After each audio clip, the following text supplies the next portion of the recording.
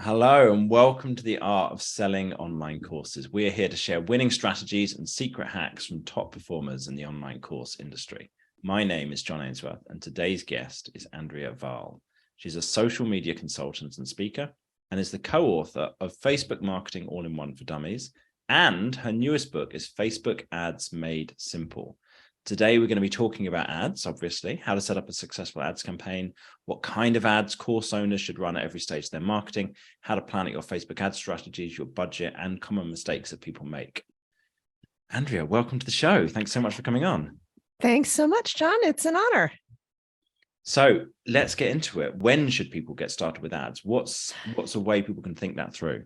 Yeah, I think definitely people should get started with ads pretty early because there are some learning things that come up around both how you're setting up your ads and the testing phase and everything like that, that both Facebook and you have to learn about what's working. So start early and start small. You don't have to start with a big budget, but just start kind of seeing how the conversions are going, making sure you're setting up the ads the right way. And oftentimes it takes people longer than they realize to get the ads working properly. So start way before you're launching to kind of give yourself a little runway.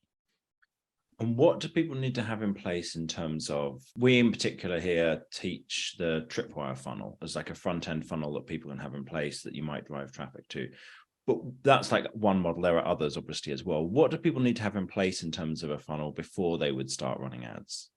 Yeah, in terms of a funnel, Facebook definitely works really well at lead generation, building your list, things like that. Sales are a little more tricky, but obviously sales can happen for sure especially when we're talking about courses, because a lot of times people need a little bit more warm up in that earlier stage of the funnel. So for sure, one of the biggest mistakes people make is not getting the Facebook pixel installed correctly so that they are tracking through their funnel what's happening with their ads.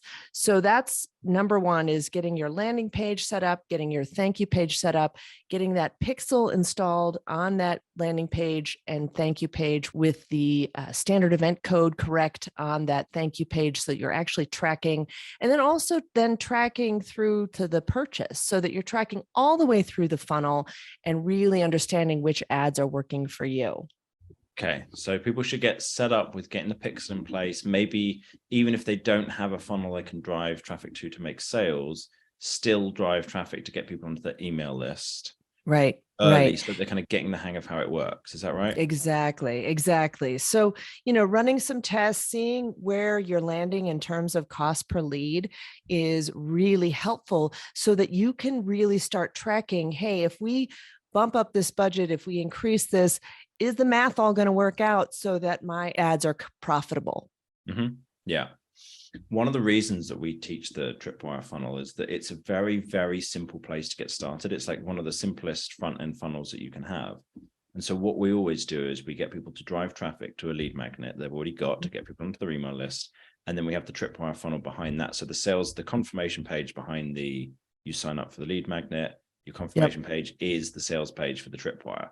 And so it's like it leads seamlessly in. And it means that even if the funnel doesn't convert, you still get leads. Exactly. You've already got something happening. Exactly. Because, there's nothing worse than spending all this money on ads and not having anything to show for it. That's why so many people say, oh, I tried it and ads don't work. So if you thought you were going to start with ads straight to the course sales page and, things don't convert, then people just give up. And when, if you have a little bit of warm up, you've got the lead magnet, you're able to then follow up with them through your email sequence. Maybe you don't sell that particular course to them. Maybe you sell another course that you've got, or maybe you make another offer and keep making offers to then make the sale down the road. Yeah. And I have people on my list that have been on my list for years and they're like, I finally am able to buy your course, So it's challenging when lead time is that long to actually make the sale. But the good thing is it's all a building process, right? So hopefully you're making some sales early, but then you're getting like the long tail on the back end. Perfect. And if you're listening to this and you're not sure, if you haven't heard me talk about tripwire funnels before, just Google tripwire funnels. And our article about it comes up number 1 or number 2 normally. And it's very detailed, going to take you through what a tripwire funnel is, how that works. And that's going to give you a good kind of grounding in the principles are there. Right. It's also a great way to, a lot of times people have a low cost price point on that front end, like with the tripwire, whatever it might be. And now if you're doing that, you can often have your leads and your sales there for free, essentially, because you're making that low cost sale on the front end. You're spending the ad dollars, but now you've got like that self-liquidating offer at that point where people are, you're breaking even on your ad spend, you're growing your list for free, and then hopefully able to make even more sales on the back end. Absolutely. Okay. So how should someone go about setting up a successful ads campaign? What's the steps they need to work through?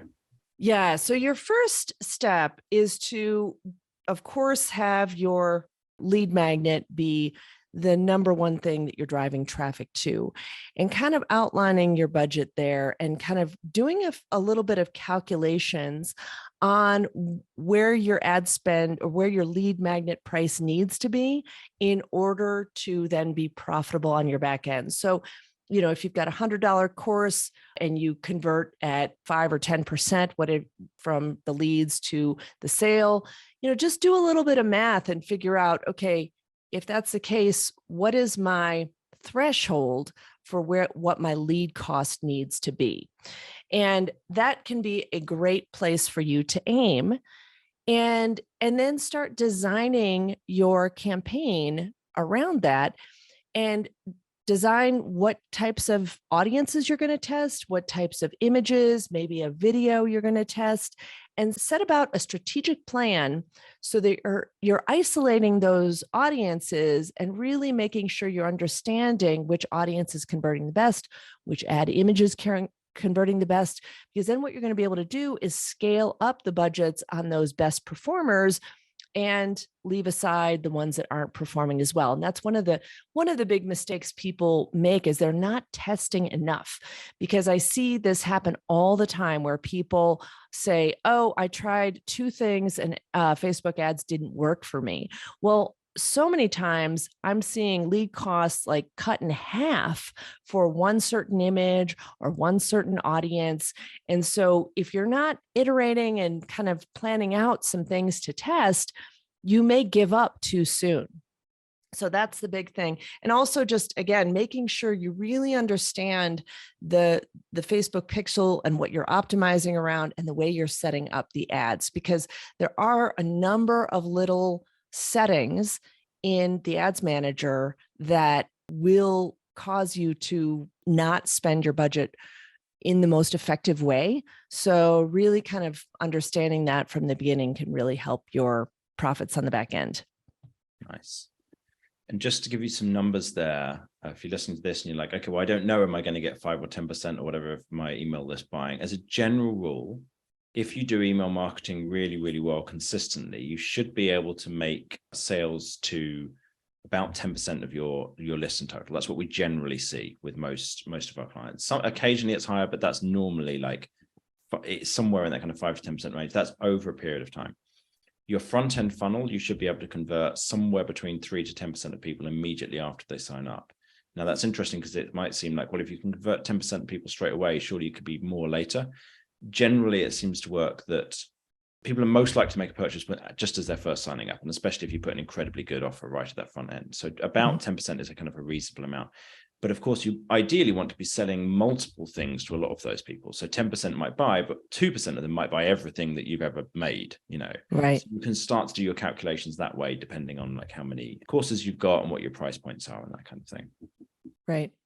Yeah. And usually, as long as we're talking about percentages too, one of the things that's helpful to understand is conversion costs or conversion percentages on lead magnets. So usually what I see when you're running the ad optimized around the lead pixel or the complete registration pixel, however you're setting up your funnel there, then you're typically seeing conversion rates anywhere into the lead magnet. I'm talking about anywhere from 50%. Sometimes it's lower at like 10%. That's maybe not as exciting an industry, for example, but you should see conversion rates to the lead magnet, to the free thing, of at least 20%. So that means you're looking at how many people hit that landing page, how many link clicks did you get from the ad, and then how many conversions did you get on the back end. And if you're not seeing that, maybe it could be a couple things. Maybe you're not reaching the right audience. Maybe there's a mismatch in the ad and the landing page, or maybe it's just your landing page needs a little bit of work. So there's things that you can troubleshoot when you're not seeing some of these numbers and they're not working out the way you think you're expecting them to. And have you seen those numbers go down over time? Like, because that's No, with Facebook ads, I'm actually seeing some of the numbers go up. And I think that Facebook is getting much better in the last 4 or 5 months. okay. I've seen huge improvements with a lot of my clients who I've been running ads for them for years. And we are now getting lower costs than I've seen in a long time. And I am so excited about Facebook ads. So I'm telling people right now, if you felt like you got burned in 2021, 2022, now is the time to return back to Facebook advertising, because it's really been amazing, some of the results I'm seeing. So I'm so excited about it. Well, that's exciting to hear. We're starting to do ads for ourselves for the first time. We've never done that before. And we're nice. on that over this next month. So we'll awesome. See how it goes. Yeah. Okay. So next up then, what kinds of ads should course owners run at each different stage of their marketing? Right. So at the top of the funnel, there's a couple of things. Some people think, should I do brand building first? And I'm not a huge brand builder. I think you're going to be building your brand with this lead generation campaign. You can do some video ads. I think it's not a bad idea, especially if you don't have a huge amount of traffic to your website, where you might want to do a video ad that will run around video views, and then you'll be able to do some better retargeting with combining video views and website visitors. So don't spend a lot of time on brand building. I will do things like push out my blog posts, or when I have new content, I'll put a little bit of ad dollars behind that. But the biggest part of your budget should be spent in that lead generation phase. And if you have the lead magnet on your website, you really should use a conversion campaign. It's now called some different things. I think now it's just called lead generation, but you have to be really careful that you're selecting the fact that you're driving the traffic to your website, not an instant pop-up form that happens on Facebook, because you don't want that. You want them to go to your website where you've got your offer, your freebie, all kind of there, and you're using the Facebook pixel to help you do the optimization in that case. So it's conversion campaign, lead generation campaign. That's where the bulk of your budget should be spent. And it should be optimized around that standard event pixel code. If you use lead or if you use complete registration, it doesn't matter which one, as long as you know what that standard is. And it should be optimized around that, so that you're telling Facebook, hey, we want to get more people opted into this funnel. We want to get more leads. And Facebook is doing a great job of optimizing lately and getting you the cheapest leads. So again, I'm super excited about it. But yeah, I wasn't last year. I was like, oh, this is so hard. So it's much better now. So yeah, that's where you're spending the most bulk of your campaign. And then if you do want to spend some ad budget retargeting for the sale, that's a great idea. You just have to have enough traffic to your website if you're going to retarget that traffic.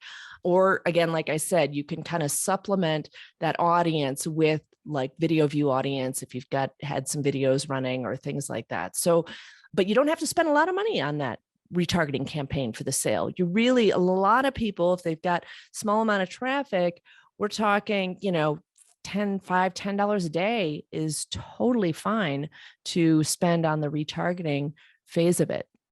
Nice. Okay. Mm-hmm. So huge majority on the lead generation. Don't focus on brand building. You might do video views and then retarget those people back to then the lead generation campaign. Yep. Some retargeting of your existing. When you said retargeting, did you mean your existing overall website traffic, or do you mean people who got to the sales page and didn't buy? Yeah. So that is a challenge, because here's what happens is that you need typically over 1,000 people to retarget an ad, or it won't run. If you set it up where, hey, they hit the page, but they didn't buy, that might be a pretty small number, unless you've got a lot of organic traffic, or maybe you're spending a lot more on ad dollars, whatever. Or sometimes people are like abandoned cart ads or whatever. They started the checkout process and didn't make the purchase. You've got to have a lot of traffic in order to have those ads actually run. So for most course creators who don't have that traffic, what I'm suggesting is to retarget everyone, retarget your email list, video views, engagement, and website traffic, bundle that all into one bigger retargeting audience, and you can subtract out the people who've already purchased. So in that case, you're retargeting the whole group and minus anyone who's already bought your course. Got it. Okay, cool. So ads that would be specific for cart abandonment would make sense if you're at $20,000 a month or something like that, maybe. And it doesn't make sense when you're at like 3,000 a month, Yeah, exactly. And unless you've got a lot of organic traffic that's abandoning cart, whatever, Okay. So yes, exactly. Got it. Okay. And when people are setting this up, what kind of KPIs should they be tracking on the way through? Yeah, really, it's about baselining for yourself. There's so many people who are like, what's a good price, or what's a good click-through rate, or, all kinds of these little KPIs that you might be tracking. But really, it's about baselining it for yourself and making these improvements. There's so many variables that go into this, including conversion rates on your lead magnet, on your sales page, price points of your product, all of that stuff comes into play. So that's why I like to really start slow, prove the concept that we're getting those conversions into your lead magnet, we're getting those sales on the back end, everything's tracking right, Facebook starts learning better, things like that. So what I like to say for sure is track things like the click-through rate on your ad, because that is, and again, that can vary, but typically you want that over 1%. And I'm talking about link click-through rate, not just any click on your ad. Link click-through rate should be over 1%. If it's not, that means your ad maybe isn't that interesting to people. Now, that being said, some industries, some businesses have a lower click-through rate. Maybe you're B2B and you're reaching kind of a narrow market. Maybe your topic isn't as sexy as another type of topic. So again, baseline these numbers for yourself, but that's a good place to start. Lead costs can depend a little bit on what, again, the industry, what your typical conversion rate is on your landing page for that lead magnet. So I'm seeing lead costs right now. I'm running lead magnet for a client of mine. We're getting 50-cent to 75-cent leads. I mean, that is so low. That is really, really low there and very difficult to do. She's got a really interesting topic that's a hot button for a lot of people. And she's got her marketing really dialed in and her landing page really dialed in. So that's very low. Usually for ebooks, for quick downloadables, I'm seeing lead magnet prices anywhere from $2 is a decent lead magnet cost, all the way up to $10 if it's a little bit more difficult industry. Maybe you're newer. Sometimes it takes the pixel a little bit of time to learn. If you've got like a webinar or video series, usually the lead cost goes up in that case. So that, that's a little more commitment from the audience. Or maybe you're like, if you've got something where you're asking for a lot of information, like you are going to do some follow-up phone call or something like that. I don't know. I don't know if anyone in your course creators does that kind of thing, but like the more information you ask for, the lower or the higher cost the lead in that case. Got it. And where would you suggest tracking these numbers? Is because a lot of those are in Facebook Ads Manager. Would you suggest also having a spreadsheet where you're tracking like week to week what the numbers are? Yeah, I don't have a spreadsheet myself because you can find that all in Ads Manager. You can, and the important thing is making sure that you're labeling, you're titling your ad sets and ads properly. So it's really clear in your reporting which audience you're testing, what image you're testing, so that you can see that and you can break that down. So usually for me, I'm just using the Ads Manager to keep all that data for me. And then I'm narrowing it down like, okay, what did this week look like? You can even use the compare option in the Facebook Ads Manager to see how your general costs are comparing. Like you could say, let's compare the cost this week to last week. What are the trends? Facebook has all kinds of little great reports in there, so you can kind of visualize the trends if you want to do that. There are other reporting tools that you can get that kind of maybe show you pie charts and stuff like that if you prefer pie charts, I guess. But I just usually use the ads manager and set up the columns correctly so that I'm really looking at the right columns. And you can even set up the columns to kind of show the waterfall effect that your funnel will have. So you can track everything from what is the cost per 1,000 impressions, the CPM at the front end, what is then the link click-through rate? What is then the cost per link click? What is then the lead cost? Then the cost per sale. So you can kind of track the waterfall through the funnel so that you can make the best decisions. Because sometimes what's happening is you get great lead costs, but those people aren't actually buying anything. Whereas another audience might be a lot higher lead costs, but they're better buyers. So you want to track that end number to make sure you're making those right decisions on which audiences to run. Nice. And what do you see as the most common mistakes that people are making with Facebook ads? Yeah, the biggest mistake, so many mistakes. That's why I exist. That's why I exist. I'm here to help people create better ads. Biggest mistake is just only using the boosted posts, only posting something on your Facebook page and then boosting it. And, there's a lot you can do with the boosted posts and it still will track things, but oftentimes they're not optimized correctly. You don't get all the settings that you do in the ads manager. So it's really better to go into the ads manager and get a little bit more specific with some of those settings so that you're optimizing correctly. You're really focusing on the best placements, the right optimizations with that. And you get a little bit more flexibility in the ads manager. It is a little more difficult. I do get that, but it's better to get better results. So that's number one. Number two is not testing enough. So many people aren't testing enough audiences. They're not testing enough images. They're only trying like two things. And those two images might look really similar. You want to test very different images. And actually one of the things that I'm seeing working really well with images right now is big, bold, all text images. We used to have this way back in the day. Back in my day, we had a text rule. You could only do 20% text. Well, that rule's gone. And now what I'm seeing is big, bold text on your images. Even clients who have a good brand recognition, I'm testing all text ads versus pictures with them on it. And the all text ads are outperforming pictures with them. So test different things, get some really different designs in there, and you'll often see dramatic results. And then mistake number 3 is really not using the pixel and optimizing correctly. Oftentimes people don't understand how that pixel works. It's just a little bit of code you're putting on your website, and then you put a little extra bit of code on that thank you page so that you're communicating with Facebook when people actually give you their email address and become a true lead.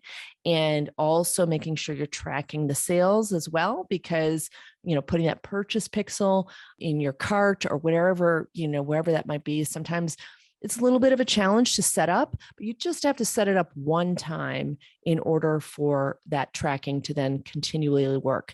And sometimes people are optimizing their ad around they're like, oh, and we're going to send a lot of traffic to this page. Well, what happens is Facebook isn't optimizing that ad correctly because we're saying, hey, we want a lot of traffic. Well, you'll get a lot of cheap traffic, but they won't be the type of people who actually opt in and become a lead. So you want to have that pixel in there and optimize around the lead instead of just traffic.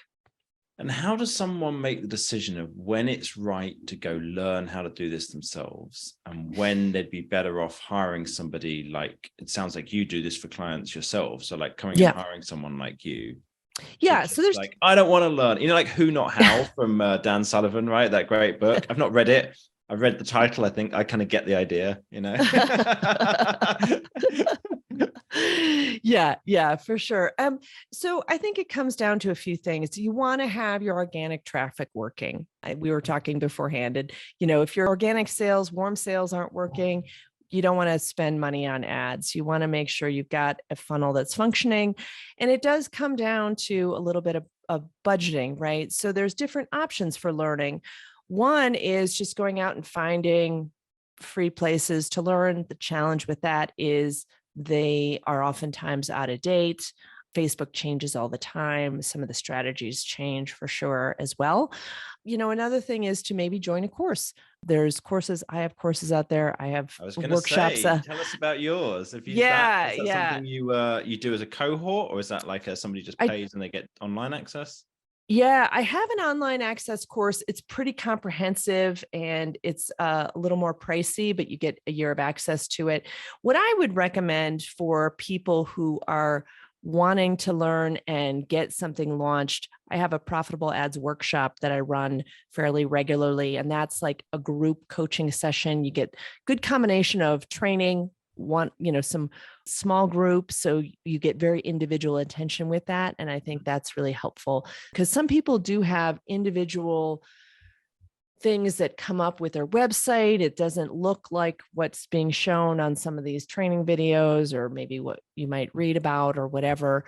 So it's helpful to have someone look at that. And the other option is just one-on-one coaching. So that's really helpful to get really fast start and get that one-on-one knowledge. Hiring someone is great, but I really think everyone should know about Facebook ads and how they really work before they hire someone, because it just, that way you understand how things go. You understand what you might be looking at. I hate to say there's a lot of people who are running ads for clients and maybe not doing it right, but that does happen. So, you want to, be a little cautious of that and kind of learn from the right people and really understand it yourself so that you at least can ask the right questions if you do hire someone. Got it. Okay. So a few options there. People can get your book. You've got two books. Yeah. Facebook definitely. Marketing for Dummies and Facebook Ads Made Simple. Which is one better for certain audiences versus the other? Yeah, for sure. The Facebook Marketing for Dummies is a little outdated. I think the last published date was 2014. So I published 3 editions. It changes so often. It's like 700 pages. It's kind of crazy. And it really is more organic strategies. So my Facebook Ads Made Simple book is a better option for that. And it does kind of go into that conversion campaign that I was talking about and talk more about and help people understand how that works, get that set up and things like that. Cool. So, okay. So the cheapest option, Facebook Ads Made Simple book, go find it on Amazon or wherever you're going to look. The second one was you've got group coaching. So if you go to AndreaVahl.com, AndreaVahl.com, we'll link it in the notes. You can search there. I found it on the, just in the menu, there is consulting and coaching section. And then there's also the course as well in the. Yeah. And then under events is where I've got the workshops. So they're live events. So got it. So you click the menu, then events, and you've got profitable ads done with you 6-week workshop. Perfect. All right, cool. So if you think that would be useful, then go check that out. Go have a chat with Andrea. She knows what she's talking about. You also wanted to do a shout out to something else, didn't you? Just It's just my new podcast. So it's fun to be interviewed on your podcast. I've got a new podcast called Late Starters Club. It's all about inspiration for people who are starting something later in life. Maybe you're making a career change. Maybe you're launching a course, for example. Maybe I also interview people who are starting things like stand-up comedy or acting or a new competing in athletics or something like that. So it's a lot of fun, super inspiring stories from people. I just interviewed Mark Schaefer, who had never written a blog post or anything until he was 49. Now he has an award-winning blog and 10 books. He just came out with his 10th book. So it's amazing stories. Nice. Yeah. Beautiful. Okay, so I'm going to put links to all of the things that we've just talked about, the events page and the course and the book in the show notes. So if you're interested in any of those, just scroll down your podcast app and you'll click on them and it'll take you through to them. If you want to work with Andrea, it sounds like you probably should go through one of those first. So maybe either get the book or go through the coaching and then contact her about getting her support with actually running ads as well. Sounds like now is an awesome time to be running ads, which is exciting. I have not heard anybody say that in 2 years. I know. So. I know. Believe me, I was like, gosh, should I quit? Should I? No, but it's really, the performance has been great. I think Facebook is really doing some much better learning. I think AI machine learning is really helping Facebook's pixel data and things like that. So, it's a good time to jump in. Possibly some advertisers have gotten out in the past, even fourth quarter. I saw things were still we didn't get the big bump that we sometimes get in costs. So I'm not sure why that is, but I'll take it. Yeah, for sure. And if you're thinking, well, what I know I need to do is I need to set up my funnel or parts of my marketing properly first, then best place I'd say to get started would be go check out our webinar about it. Go to datadrivenmarketing.co/webinar. And we've got a webinar that outlines all the steps you should have in place in terms of your funnel, your email marketing, your order bumps, upsells, sales pages, that kind of thing. That'll give you the structure for that. Amazing. Thanks so much for coming on today, Andrea, and sharing your wisdom about this. Really appreciate it. Yeah, thanks, John. Tons of fun. Lovely. All right, guys, if you found this interview useful and you want to get future episodes, subscribe wherever you listened, and we'll catch you next time.